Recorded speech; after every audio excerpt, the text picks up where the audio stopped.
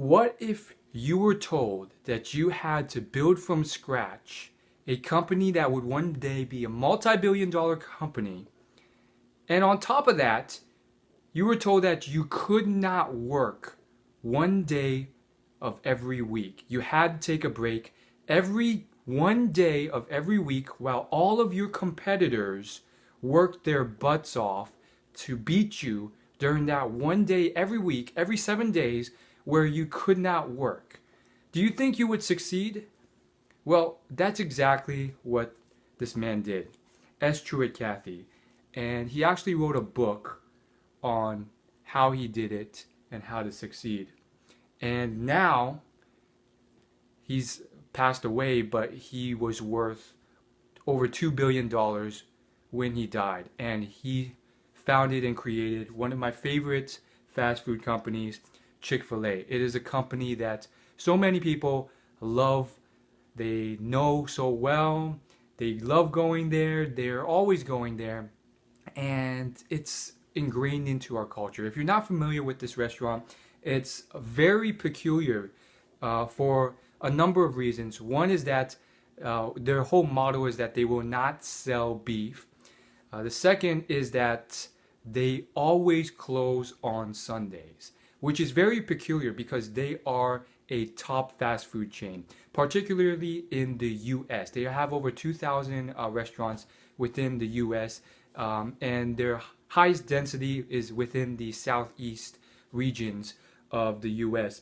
And what's peculiar about that is that if you walk into a food court or any chain of fast food restaurants, every single store, McDonald's, Burger King, all the big players are there open on Sundays, except for Chick-fil-A, which is still closed on Sundays, despite being a multi-billion-dollar company. And they probably lose a lot of money because they don't operate like all the other fast food chains 24/7. Yet, I'm sure, they still make some of it back in terms of goodwill. And this is one of those books that I think is, it's a bit of a tragedy that no one reads it. There's so many books by billionaires, and some of them don't really talk about success or give you advice. They're more so just giving you their life story. But this one does, and it's such a shame that no one knows about it. No one who knows about it bothers to read it, and most people who care about this stuff in the personal development or business or entrepreneurial space, they will know about common books like 4-Hour Work Week or E-Myth Revisited or whatever else, Getting Things Done, Good to Great, blah, blah, blah. There's a million very well-known business books by Seth Godin or whoever else who started and sold $1 million tech business during the height of the internet bubble. Now, I'm not saying that Seth Godin, who did just that, or Tim Ferriss, who did something similar with his pill company, are not successful or shouldn't be giving advice. But it's such a shame that 99% of the people who seek advice on this read only those books and don't read books like this. I mean, the advice in this book is just timeless business and personal development advice. Beyond just business, it's just incredible advice on just improving your life. And I finally picked it up. It's not well marketed like those other books because he wrote this just to help people. He didn't write this to make money. He didn't make this book a business book. And that's oftentimes what happens. A lot of these books are businesses in it of themselves. They're marketed. They will lose money trying to sell you this book in order to get you in the door. And this guy, you can just tell he made a ton of incredible connections with some of the most influential businesses of this day. He has testimonials back here from real businesses you can trust. Delta Airlines CEO, chairman of board of Bell South Corporation. The foreword is written by the president of the Coca-Cola Company. These are high players. And this man, let me just give you a few things I picked up from this book that will be really useful to you. First off, he's a very religious guy, and he's not afraid to share that in this book. and that's why he closes on Sundays, because according to his religion, he doesn't. Second thing is he believes that success is easier than failure. It's something that the personal development guru Brian Tracy says a lot. And Brian Tracy says that it costs a lot more to be broke and in pain than it is to get rich. And he says a lot of similar stuff in this book about how it's actually easier to succeed because failure costs too much on your reputation. Failure means that you have to try even harder to get to that success. Failure means that you still have to spend more money to get to the success that you're at. And it was a topic that I didn't really understand, and it was really peculiar to me, but he really explains it and really goes into why success is easier than failure. And here's another incredible tip that I learned from this book. He emphasizes something that the billionaire Charlie Munger also mentions a lot, which is that you can learn from your own failures, but you can get to success a lot quicker by learning from other people's failures. And he calls it the shortcut to success. So that's one of the reasons I read books, because I mean, these people, they've learned a lot of lessons through, building a billion-dollar company, and they have a lot to share. And if we never learn from history, history simply will repeat or do something very similar. And that's the tragedy of the world. 90% of the world don't, look at the mistakes of their ancestors, and they just repeat and repeat and repeat what's going on.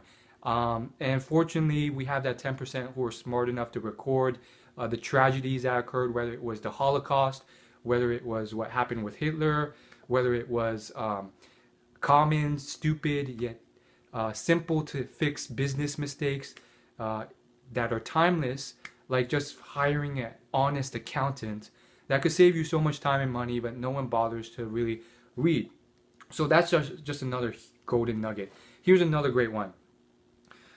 You have to take action and do it. And I think that's a huge point. I know of a few people on the internet who have similar hobbies like me, and they've read just as much business books as I have, just as much personal development books. Yeah, you could just tell that their life is a mess. They're not making a lot of money. They're just like floating around, just reading these for fun. And Napoleon Hill said it best. He said that knowledge alone is not power. If you never take that and apply it and actually do something with it, you're just that person sitting in your basement with all this like knowledge about business or successful billionaires that you'll never use. And you can have all these answers or all these ideas, but if you just let them sit there, you're just gonna, to the outside world and to yourself, you're no better off than that guy who didn't read or learn about that stuff anyways, because you didn't apply it. So he makes a great point with that. Another one is that you have to really want to succeed and commit to succeeding. It sounds cliche, but what he really means, and he goes into detail here, is that you really have to focus down and commit. And he did this by sometimes only sleeping a few hours and working 36-hour shifts.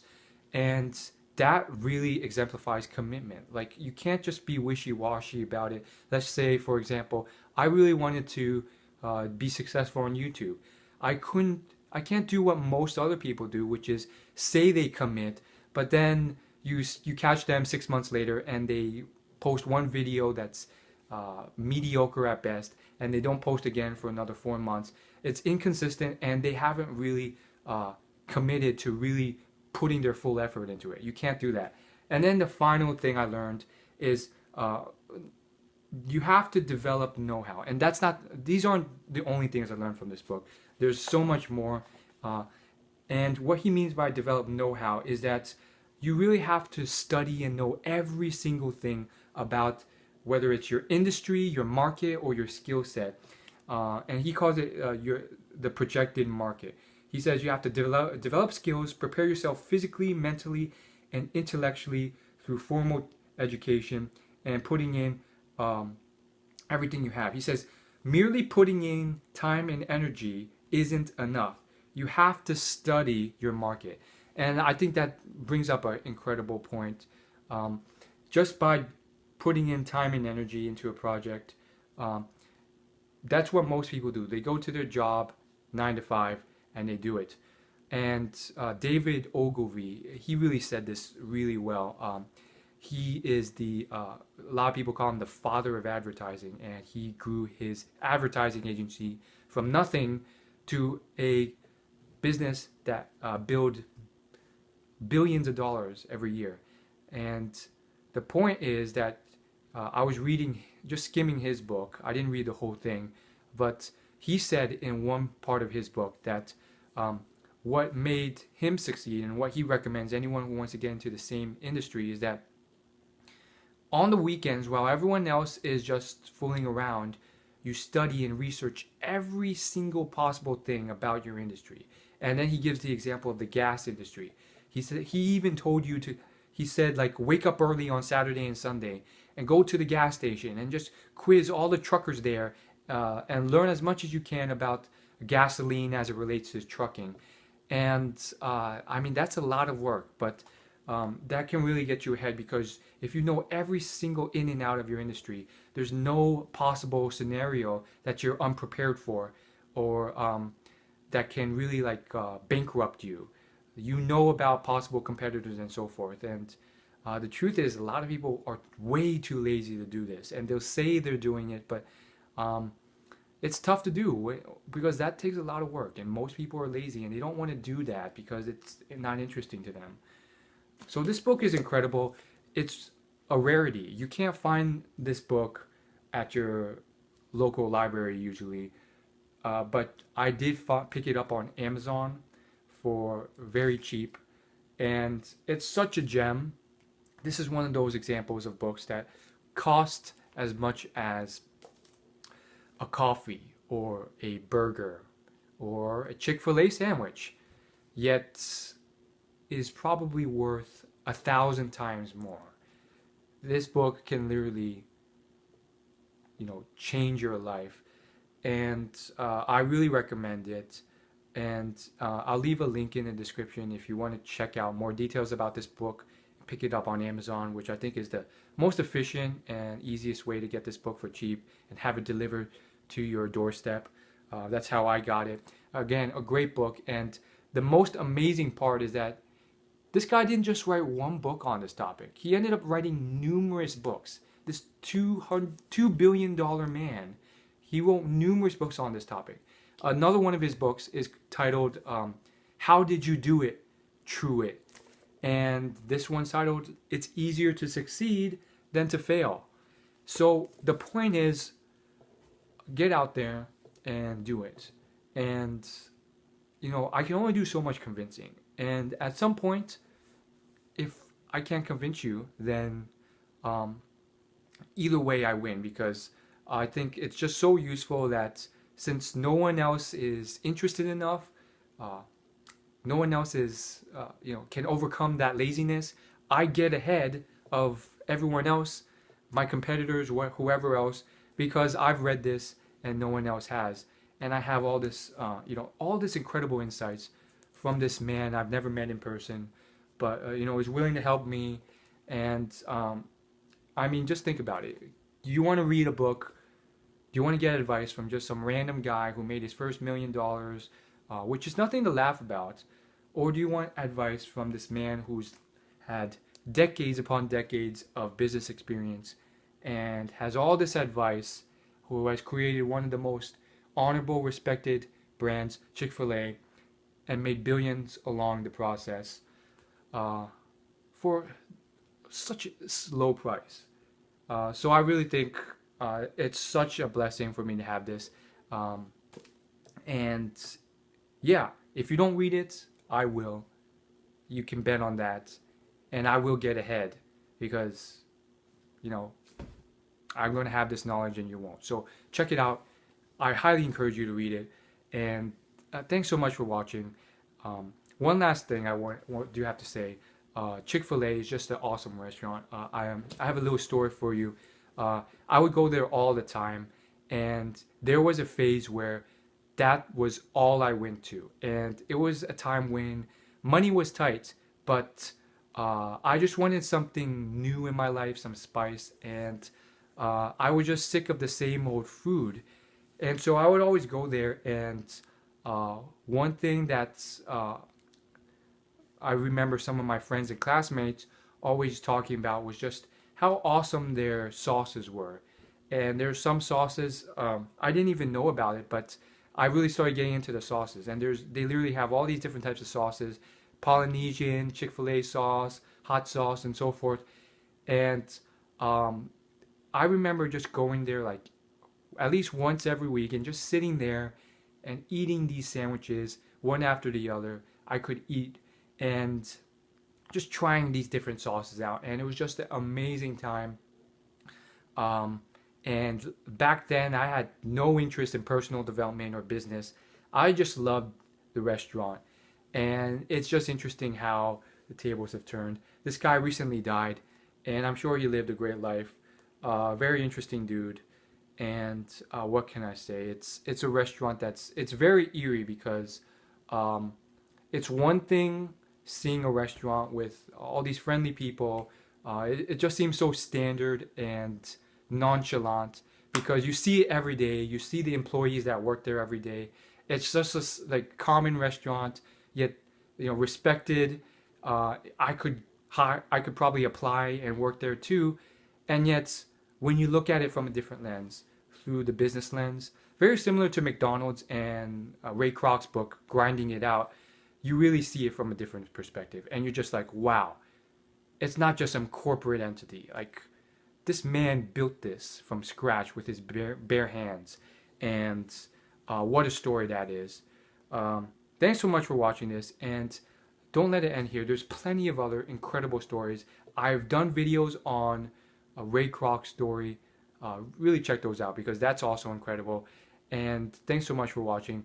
If you watched till the end, please leave a comment because you guys who watched to the end are the ones who really care about this and really want to learn more and aren't like 99% of the people on YouTube who have short attention spans. So leave a comment letting me know that you watched till the end. And any constructive feedback, polite, positive, but constructive feedback on what you would have liked better. And I will take your feedback into account. If there's something you wanted me to say, if you perhaps wanted me to talk more about this book, tell me. If you wanted me to do a top 10 list of what I learned from this book, tell me. What type of videos do you like and how do you want me to do this? Thanks for watching, and I couldn't help but make this because this is just an exciting time having this book here.